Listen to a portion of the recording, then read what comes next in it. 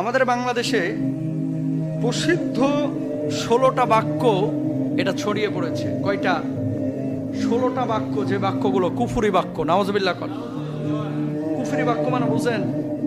কুফরি বাক্য মানে হচ্ছে এই সমস্ত বাক্যগুলো কোনো মুসলমানের বাক্য না, এগুলো কাফেরের বাক্য। কার বাক্য?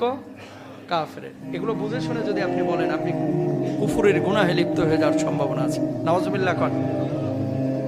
সতর্কতার জন্য এগুলো বলাটা প্রয়োজন মনে করছি। 1 নাম্বার, অনেকে বলে থাকে আল্লাহর সাথে হিল্লাও লাগে। নাউজুবিল্লাহ, আস্তে কোন গুনাহ হবে? আল্লাহর সাথে হিল্লাও লাগে। নাউজুবিল্লাহ। হিল্লা শব্দটা এসেছে হেইলা থেকে, যার অর্থ হচ্ছে কৌশল অবলম্বন করা। আল্লাহর সাথে কৌশল অবলম্বন করে আপনি টিকতে পারবেন?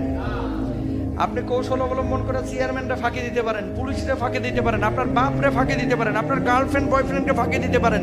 আল্লাহর সাথে কৌশল অবলম্বন করে ফাঁকি দিবেন? আল্লাহু আকবার, আস্তাগফিরুল্লাহ। আল্লাহর সাথে হিল্লাও লাগে, এই কথাটা আমরা জীবনে উচ্চারণ করব না, ইনশাআল্লাহ বলেন। 2 নাম্বার, তোর মুখে ফুল চন্দন পড়ুক। ফুল চন্দন হচ্ছে হিন্দুদের পূজার সামগ্রী। তোর মুখে ফুল চন্দন পড়ুক, এটা মুসলমানদের কোনো বাক্য হতে পারে? আল্লাহর কাছে সাহায্য প্রার্থনা করবেন, আউযু বিল্লাহ বলবেন, লা হাওলা ওয়ালা কুওয়াতা ইল্লা বিল্লাহ, এগুলো বলবেন।